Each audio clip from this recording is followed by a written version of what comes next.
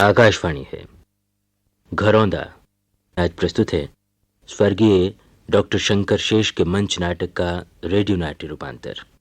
तो लीजिए सुनिए नाटक घरौंदा। आज प्रस्तुत है इस नाटक की दूसरी और अंतिम कड़ी। क्या हुआ सुदीप? क्या हुआ तुम्हें? मैं तो कहीं का नहीं रहा छाया। उस मकान मालिक ने रुपए उठाकर लड़की के दहेज में दे दिए। अब उनके वापस मिलने का सवाल ही नहीं। जाओ छाया, अपने भाई को रोको। छाया प्लीज, वरना तुम्हारी पूरी तनख्वाह ब्याज में निकल जाएगी। लेकिन मेरी तनख्वाह अब होगी कहाँ? यानी? मैं नौकरी छोड़ रही हूँ सुदीप। हाँ? आज का दिन इस दफ्तर में मेरा आखिरी दिन है। लेकिन तुमने फैसला कैसे कर लिया? मैं यहाँ काम नहीं कर सकती। क्यों? नहीं सुदीप, तुम पराए ना हो जाओ, इसीलिए तो मैंने ये फैसला लिया है। लेकिन नौकरी छोड़कर क्या तुम मुझे मझधार में नहीं छोड़ रही हो? वो खान 50 लोगों के सामने मेरी छाती पर डंडा तानेगा, गाली देगा। उसका सामना कैसे करूंगा? 8,000 रुपयों का कर्ज। और कल मैं अपने बॉस का मुकाबला कैसे करूंगी? हा? वो कल मुझसे फिर पूछेगा, उसे क्या जवाब दूं? हाँ कह नहीं सकती, ना कह नहीं सकती।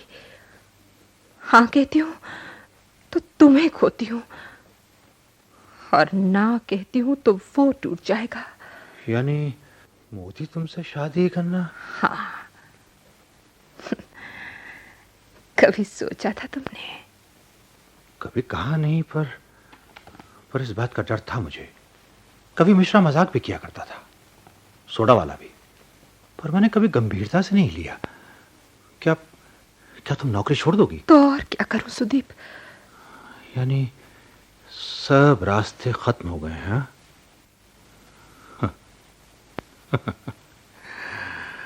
हाँ। और यहीं से वो रास्ता शुरू होता है जिसे बेईमानी का रास्ता कहते हैं, षड्यंत्र का रास्ता। कभी सोचा है तुमने, हमें मकान क्यों नहीं मिला? पहली बार वो बिल्डर रुपए लेकर भाग गया। हम 24 लोगों के सपने एक गठरी में बांधकर चुपचाप चोरों की तरह निकल गया। गुहा को अपनी छाती पर रेल के पहिए झेलने पड़े, लेकिन बिल्डर का क्या गया? फिर कोशिश की हमने। दूसरी बार आया तुम्हारा भाई, उसने केवल अपनी सोची, वो तुम्हारी भावना पर खेल गया। हमारा घर रुक सकता था, हमारी शादी रुक सकती थी, लेकिन उसकी विदेश यात्रा नहीं। उसके बाद वो 8,000 रुपए हजम कर जाने वाला मकान मालिक, कभी अपने अलावा किसी के बारे में सोचा उसने? हर आदमी अपने स्वार्थ के लिए दूसरे के खिलाफ षड्यंत्र रचा करता है, चुपचाप। तब हम... यानी तुम भी? हाँ, मैं भी। सोचो छाया, हम फिर शुरू करते हैं तो 5 साल और, इस बीच फिर कुछ हो गया तो कई साल और। आखिर जब दूर रहना ही हमारी नियति है तो मैं सोचता हूं हम भी उसी रास्ते पर क्यों न चलें जिसे शॉर्टकट कहते हैं। सुदीप। छाया, मैं तुम्हें कभी मकान नहीं दे सकता, लेकिन मोदी तुम्हें सब कुछ दे सकता है। केवल हां कहने की देर है। हम दोनों क्यों यातना भोगें? ये सब तुम कह रहे हो, ये जानते हुए भी कि मोदी किसी भी समय मर सकता है, और इस सत्य को जानने के बाद भी शादी करना चाहता है। क्या ये क्रूरता नहीं है? घर का इंतजार कर सकते हैं, क्या उसकी मौत का इंतजार नहीं कर सकते? सुदीप, जहां तक मेरा सवाल है, मैं जानता हूं कि तुम मेरे अलावा किसी और की हो ही नहीं सकती। अगर मेरे मन में इतना विश्वास न होता तो मैं बात कैसे कहता जिससे मेरा सब कुछ खो जाने का डर है। लेकिन मैं तुम्हारे अलावा किसी और के बारे में सोच भी नहीं सकती। छाया, हम थोड़ा अलग होकर ही एक दूसरे को पा सकते हैं, बस यही एक रास्ता है। मोदी से हां कह दो। मैं कह रहा हूं, जाओ हां कह दो। जाओ छाया, हां कह दो। ये तुम कह रहे हो? ये सब कहते समय कभी सोचा कि इसके बाद तुम मेरे लिए क्या रह जाओगे?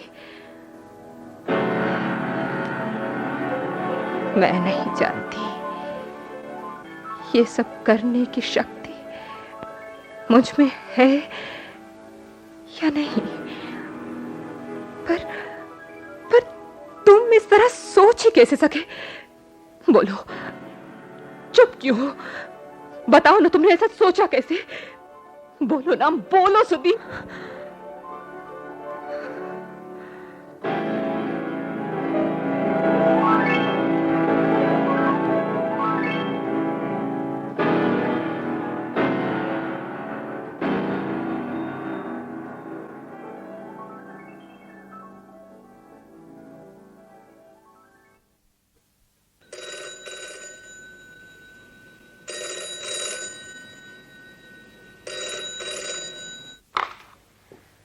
हेलो जी, मैं मिसेस छाया मोदी बोल रही हूँ। ओह मिस्टर केजरीवाल, थैंक यू, ठीक हूँ। हाँ जी, अच्छा इनसे बात करना चाहते हैं? Please hold on. दयारा जी मालकिन। साहब से कह दो मिस्टर केजरीवाल का फोन है। बहुत अच्छा। Hello, hi Kejriwal. Yes, how are you? What good news है? Oh no, really? यानी 5 लाख का फायदा ओवरनाइट? My God. अरे यार, मैंने तो वैसे ही टेंडर भिजवा दिया था। Yes, really, I was not at all serious about it. Oh no! अरे it is just luck. भाग्य की बात है सिर्फ। Yes. अच्छा, thank you very much.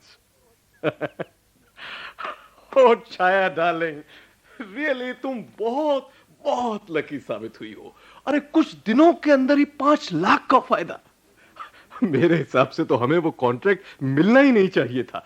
हमने बहुत ऊंचे रेट कोट किए थे, मगर डार्लिंग तुम्हारा तो पैर पड़ते ही। ये तो केवल संयोग है ना कि मुझे श्रेय दे रहे हैं आप। अरे संयोग ही तो याद रह जाते हैं छाया। आज से 15 साल पहले भी ठीक ऐसा ही नाटक हुआ था, बिल्कुल इसी तरह। तब मैंने नया नया कारोबार शुरू किया था और इसी बीच मेरी शादी हुई सरला से। सरला ने इस घर में कदम रखा और शादी के ठीक तीसरे दिन इसी तरह का फोन आया। वुड यू बिलीव मी, ठीक इसी तरह का फोन, लाखों रुपए का फायदा। मेरी तुलना हर बात में सरला से क्यों करते हैं आप?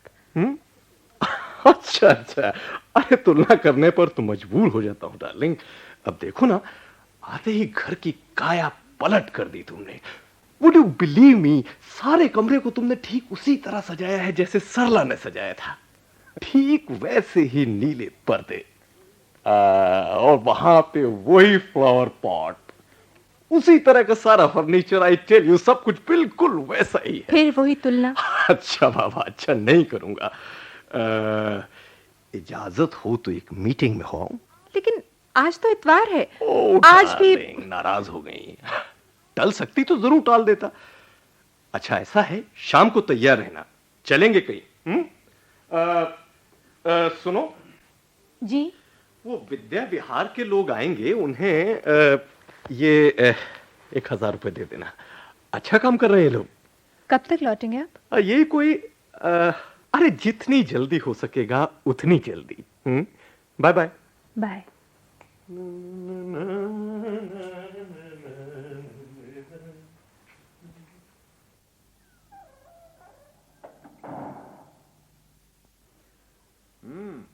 तो पूरे होने लगे तुम्हारे सपने? हाँ सुदीप, तुम?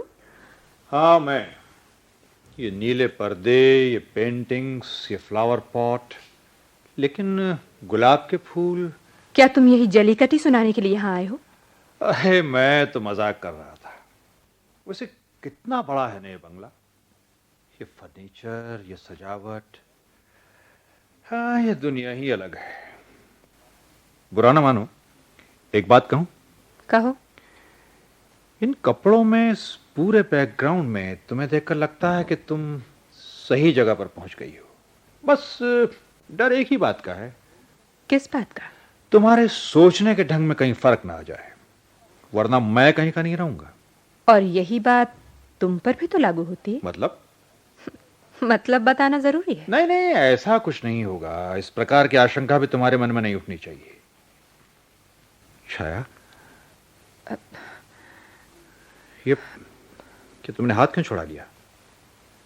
पता नहीं क्यों, अपने आप हाथ हट गया। क्या स्पर्श के भी संस्कार होते हैं सुदीप? तुम्हें मोदी के हाथों का स्पर्श कैसा लगा? मैं उनका हाथ नहीं हटा पाई। उन्हें कैसा लगा पता नहीं। जानती हो, मोदी कभी भी मर सकता है। जानती हूं, पर जब मेरे सामने होते हैं जीवित होते हैं, हंस खुलकर बात करते हैं, मुझे अपनी पत्नी मानते हैं। और तुम? मेरे मानने ना मानने से स्थिति बदल जाएगी। आगे कुछ सोचा? सोचना क्या है? इतना भी याद नहीं रहता तुम्हें? जिन लोगों ने हमसे हमारा मकान छीना है वो उसी जाति के हैं जिसका मोदी। हमारा षड्यंत्र दुश्मन को उसके ही घर में उसके ही हथियार से मारना है। तुम्हारी भूमिका तो केवल एक सलाहकार की रह गई है। अब स्थिति से मुझे सामना करना है। क्या मैं तुम्हारी तरह इतनी जल्दी फैसले कर पाऊंगी? फैसले तो हो चुके हैं, उन्हें अब केवल अमल में लाना है। क्या तुम यही कहने के लिए आए थे? हाँ, बस एक काम और था। कौन सा? मुझे 6,000 रुपए इसी समय चाहिए। उस खान को लौटा देना बहुत जरूरी है, वरना वो मेरे पीछे पड़ जाएगा। अभी केवल ब्याज क्यों नहीं चुका देते? नाहक ब्याज क्यों दें? मैं तो पूरे रुपए ही चुका देना चाहता हूं। जब रुपए हैं तो चुकाने में देर क्यों होनी चाहिए? तुमने ये कैसे मान लिया कि रुपए हैं और हैं तो उनका हिसाब नहीं है? ये क्यों नहीं कहती कि रुपयों से तुम्हें मोह हो गया है? वैसे तो यहां इतने हैं कि हर कहीं बिखरे पड़े हैं। वो देखो। वो गलती से रह गए होंगे वहां। तो मुझे दे दो, मैं उस कर्ज से मुक्त होना चाहता हूं। लाओ लाओ, दो मुझे रुपए। लगता है कोई आया है। कहीं किसी ने तुम्हें यहाँ देख लिया तो? क्या तुम्हारा ऑफिस का साथी तुमसे मिलने नहीं आ सकता? फिर भी सुदीप। तो मैं रुपए ले लूं? हाँ हाँ ले लो, और इधर पिछले रास्ते से चुपचाप निकल जाओ। अच्छा, जाता हूं।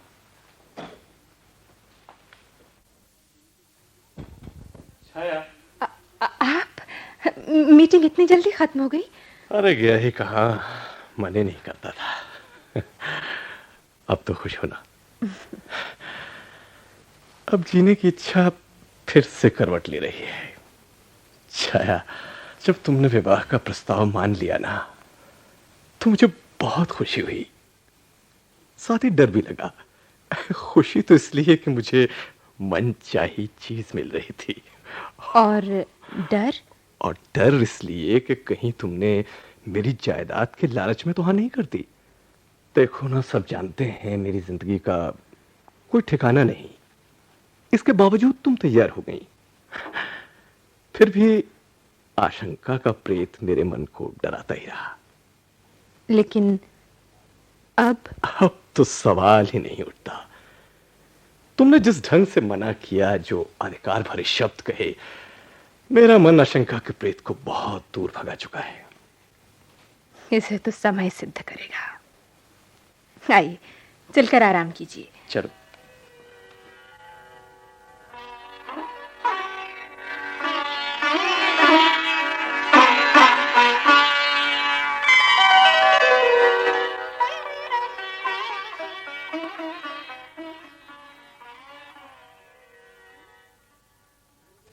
तुम? मुझे देखकर इतना चौंक क्यों रही? नहीं तो भीतर आओ ना। मोदी अभी अभी ऑफिस गए हैं। तुम ऑफिस? नहीं गया, पिछले कई दिनों से नहीं जा रहा हूं। तबीयत खराब थी? नहीं। तब? यहीं तुम्हारे बंगले के आसपास मंडराता रहा। भीतर क्यों नहीं चले आए? लगता है तुम अपना उद्देश्य पूरी तरह से भूल गई हो। तुमने कुछ नहीं किया है। मैंने सुना है कि मोदी की सेहत दिन पर दिन सुधरती जा रही है। हर कोई यही कहता है कि तुम्हारी दिन रात की सेवा ने उसे मौत के मुंह से छीन लिया है।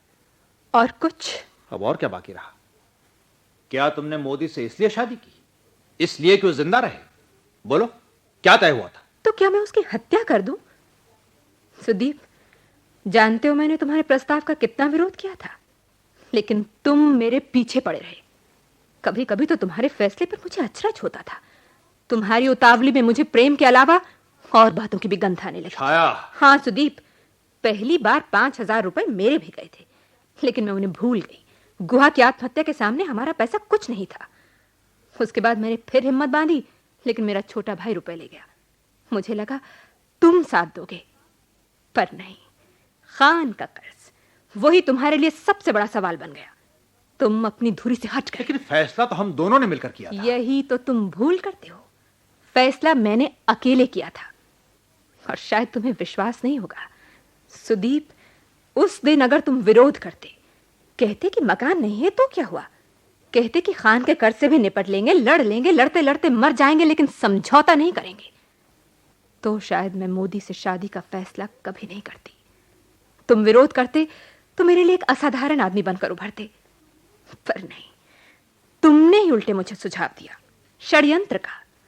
तुमने एक नपुंसक निर्णय लिया। इस सब के बाद तुम मेरे पुरुष कैसे रह सकते थे? सच कहूं, उस दिन घृणा हुई मुझे तुमसे। अपने अपराधों को ढकने के लिए बिछाया हुआ एक बढ़िया शब्द था। आरोप लगाने से पहले जरा हिसाब तो कर। पिछले 6 महीने में तुम मुझसे कितने रुपए ले चुके हो? बोलते क्यों नहीं? मुझसे तुम 15,000 रुपए ले चुके हो। खान का कर्ज तो केवल 7,000 था। बाकी 8,000 रुपए क्यों लिए तुमने? क्या किया उन रुपयों का? कितने बहाने किए तुमने, मुझे सब मालूम है। तुम्हें क्या लगता है कि मुझे खबर नहीं है? तुमने अब अलग से कमरा ले लिया है। शराब के बिना तुम्हारा काम नहीं चलता, और न जाने ऐसी कितनी बार सब गलत है। होगा। पर आज तुम मुझसे क्यों मिलने आए हो? तुम्हें अपने उद्देश्य की याद दिलाने। सच बताऊं, तुम आज भी पैसे मांगने आए हो। शुरू में तुम मोदी की मौत पर बहुत जोर देते थे, सिर्फ वही बात करते थे, और अब सिर्फ पैसे मांगते हो। क्या क्या तुम्हारे पैसे मेरे नहीं हैं? हर बार तुम्हें पैसे देती हूं ना तो झूठ बोलती हूँ। आज ये साड़ी खरीदी, कल वो सामान लिया, इसको चंदा दिया, उसको दान दिया। इसका मतलब यह है कि तुम मुझे पराया समझने लगी हो। मेरे लिए छोटे मोटे झूठ बोलने में तुम्हें तकलीफ होने लगी है। हाँ, क्योंकि हर झूठ अपनी कीमत मांगता है सुदीप। हर झूठ के साथ हम अपनी ही निगाह में छोटे हो जाते हैं। पहला झूठ भी तुमने ही मुझसे बुलवाया था कि माँ की चेन और चूड़ियां गुंडों ने छीन ली। और मेरा कोई झूठ चलता नहीं, उसे पचाने की कला नहीं है मुझ में, और अब शायद जरूरत भी नहीं। लगता है कोई आया है। छाया, मुझे 2,000 रुपयों की सख्त जरूरत है। क्यों? अपने नए कमरे का मैंने पिछले 4 महीने से किराया नहीं दिया है, और दूसरे भी बहुत से बिल रुके हैं। छाया, मैं बहुत मुसीबत में हूं। अब इसके बाद कभी नहीं आऊंगा, विश्वास रखो। लेकिन इस मुसीबत से मुझे बचा लो। ये लो रुपए, अब जाओ यहां से। हाँ, चाहता हूं छाया।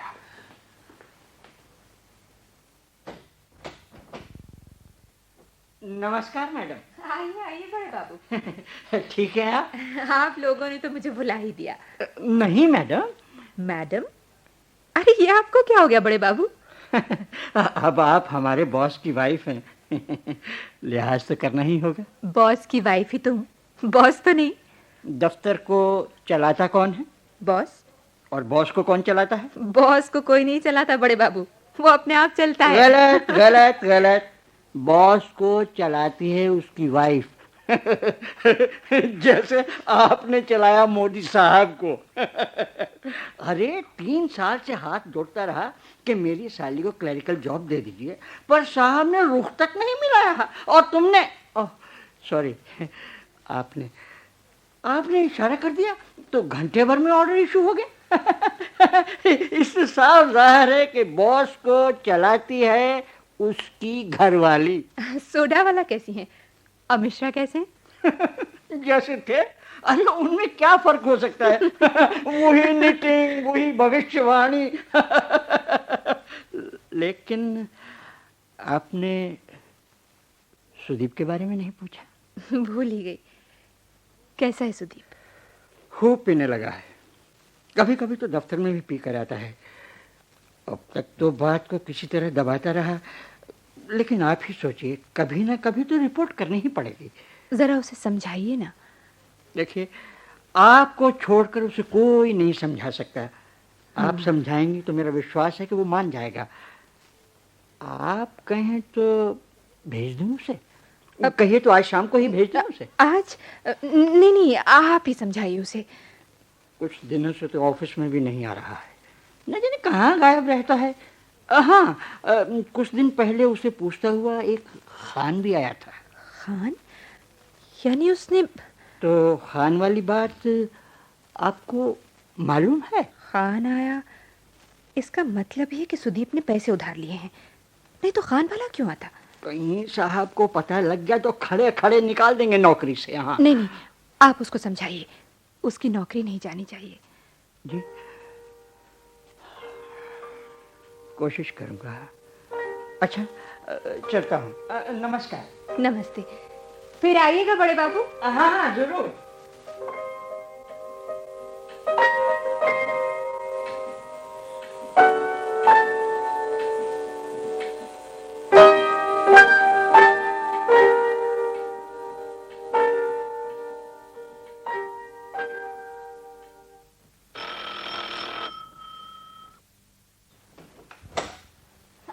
मिश्रा जी।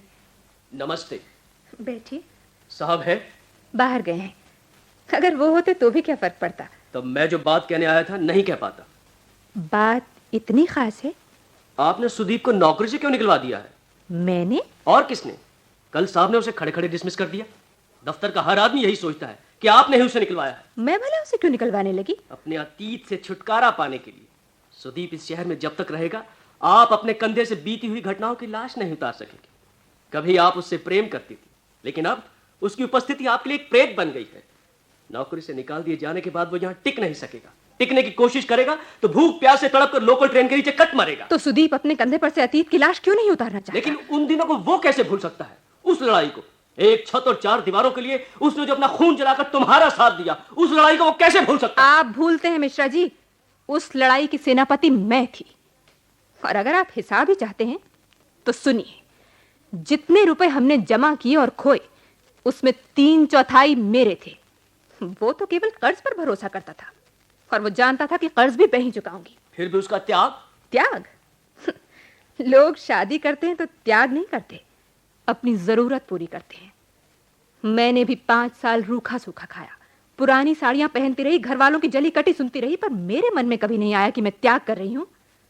मुझे हमेशा लगा मैं वही कर रही हूं जो जिंदगी से लड़ने वाला हर साधारण आदमी करता है। यानी आप साहब से कहकर उसे नौकरी पर नहीं रखवाएंगे? मिश्रा जी, आप भविष्य बता जरूर सकते हैं पर उसे तय नहीं कर सकते।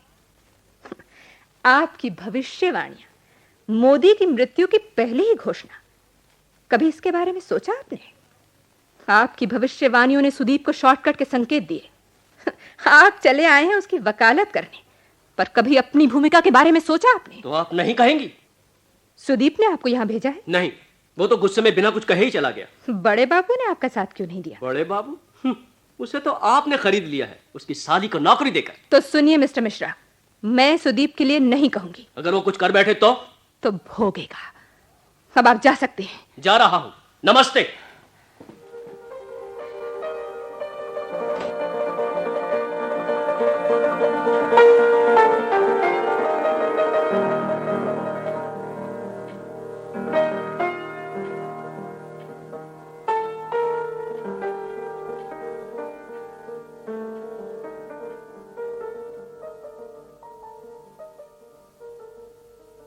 एक बात पूछूं? बुरा तो नहीं मानोगे? तुमने किसी क्लर्क को नौकरी से निकाल दिया है क्या? हाँ, वो सुदीप को। अरे वही, वो जो तुम्हारे साथ बैठ के ओवर टाइम करता था ना, उसे निकाल देना जरूरी था? अरे भाई, आखिर दफ्तर का एक डिसिप्लिन होता है, इंसान की टॉलरेंस की भी लिमिट होती है। दफ्तर गुंडागर्दी की जगह है क्या? उसने कोई बदतमीजी की? अरे पिछले कई दिनों से काम तो वो करता ही नहीं था। उस दिन बड़े बाबू ने समझाने की कोशिश की तो मारपीट पे उतर आया। But there is a limit to everything। निकाल दिया मैंने उसे। लेकिन वो पहले तो ऐसा नहीं था। इंसान को बदलने में देर लगती है। क्या उसे एक मौका और नहीं दिया जा सकता? ओहो, तुम उसके लिए इतना परेशान क्यों हो रही हो? उन लोगों के साथ काम किया है मैंने, मैं उनको जानती हूँ। अच्छा, ये बताओ कि तुम क्या चाहती हो? यही कि उसे एक मौका और दीजिए। अच्छा, देखो छाया, बात यह है कि मैं अपने फैसले इस तरह वापस नहीं लिया करता। ऐसा करता हूं कि उसे अपने यहाँ तो नहीं, दूसरी जगह रखवा देता हूं। चलेगा, इसके बाद तुम्हारे ऑफिस के काम में कभी दखल नहीं दूंगी। अरे जिसकी पहचान बॉस की बीवी से हो, उसका कोई कुछ नहीं बिगाड़ सकता मैडम। तो इसी खुशी में चाय बना के लाती हूं। साहब। हाँ, क्या बात है दयाराम? किसकी चिट्ठी है? मालकिन की। अपने ऑफिस में वो सुदीप नाम का बाबू है ना साहब, वही दे गया है। उसने कहा है कि मालकिन को दे देना। अच्छा, यहीं रख दे। मालकिन चाय लेके यहीं आ रही है। अच्छा, मुझे दे दे। लीजिए साहब। सुदीप का पत्र, क्या लिखा है? हाँ, प्रिय छाया। हाँ? प्रिय छाया, आज पुराने लॉज में गया था। वहां अब्दुल ने बताया कि तुम मुझे पागलों की तरह ढूंढ रही हो। तुम शायद मेरे नए ठिकाने पर भी गई थी। मिश्रा ने सारी बात मुझे बता दी है छाया। तुम्हारे घर से लौटकर मैं पिछले कुछ महीनों में जो कुछ हुआ उसके बारे में सोचता रहा। My God, no. लीजिए चाय पीजिए। ऐसी बढ़िया क्या हो गया तुम्हें? बोलते क्यों नहीं? दयाराम। जी मालकिन। दयाराम, देख तो साहब को क्या हो गया। ठाकुर को फोन कीजिए मालकिन, लगता है साहब की तबीयत बिगड़ गई। फोन रहने दे, तू जल्दी से डॉक्टर को बुला ला। बहुत अच्छा मालकिन, बहुत अच्छा। सुनिए, क्या बिजनेस में कोई नुकसान हुआ है? किसी का फोन था क्या? आप बोलते क्यों नहीं? मेरे रहते आपको फिक्र करने की कोई जरूरत नहीं। रूखी सूखी खा लेंगे, लड़ लेंगे जिंदगी से। आप ऐसा कुछ मत सोचिए। अब सोचने के लिए क्या रह गया है छाया? मुझसे गलती हो गई हो तो मुझे सजा दे लो, लेकिन इस तरह से आप... कुछ समझ में नहीं आता सच्चाई क्या है। मैं या वो या तुम। क्या कह रहे हो? मैं समझी नहीं। ये सुदीप ने तुम्हारे नाम चिट्ठी लिखी है, पढ़ लो इसे। सुदीप की चिट्ठी?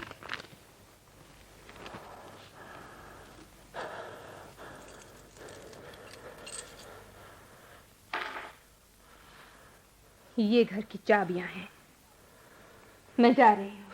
सुनो सुनो। हाँ? कहाँ जा रही हो? इस प्रश्न में कोई अर्थ है? अब तुमने जाना तय कर लिया है? हाँ। क्यों?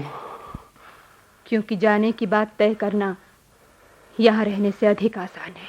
मैंने तो जाने के लिए नहीं कहा तुमसे। फिर मेरे नाम आया हुआ पत्र क्यों पढ़ लिया तुमने? सुदीप का नाम सुनकर? बोलो, क्या तुम्हारे मन में संदेह नहीं जगा? और उसे पढ़ने के बाद तुमने अपने आप को इतनी तकलीफ क्यों दी? तुमने पत्र को फाड़ कर क्यों नहीं फेंक दिया? मुझे दिखाने की क्या जरूरत थी? क्या इसमें तुम्हारे फैसले का संकेत नहीं था?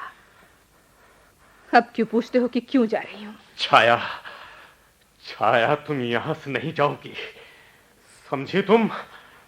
सुना नहीं तुमने? तुम्हारी ये हिम्मत कि तुम यहां से चली जाओ। तुमने आज तक मेरा प्रेम ही देखा है, क्रोध नहीं।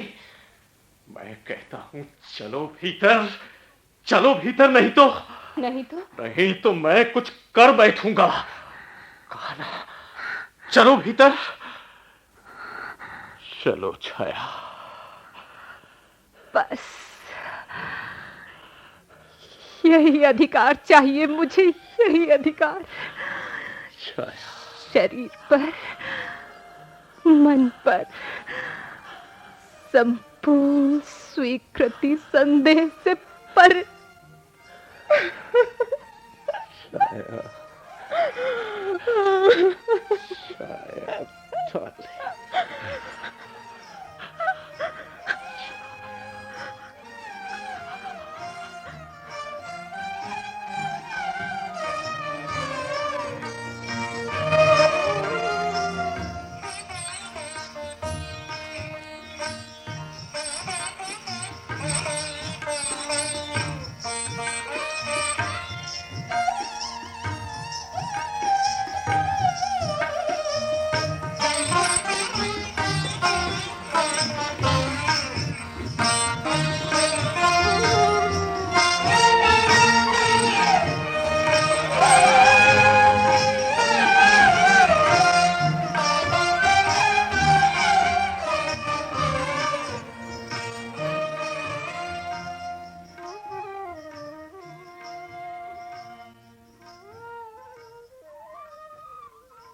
घरौंदा। अभी आपने स्वर्गीय डॉक्टर शंकर शेष के मंच नाटक का ये रेडियो नाट्य रूपांतर सुना। इसके निर्देशक थे सत्येंद्र शरद, प्रस्तुतिकरण सहायक थे गोपाल सक्सेना और तकनीकी सहायक थे सुभाष जैन। नाटक में भाग लेने वाले कलाकार थे विश्व मोहन बड़ोला, B.R. नागर, प्रेम भाटिया, कृष्ण भूटानी, मीरा पाहुजा, H.C. पांडे, अरुण माथुर और वीना होरा। अभी आप इस नाटक की दूसरी और अंतिम कड़ी सुन रहे थे।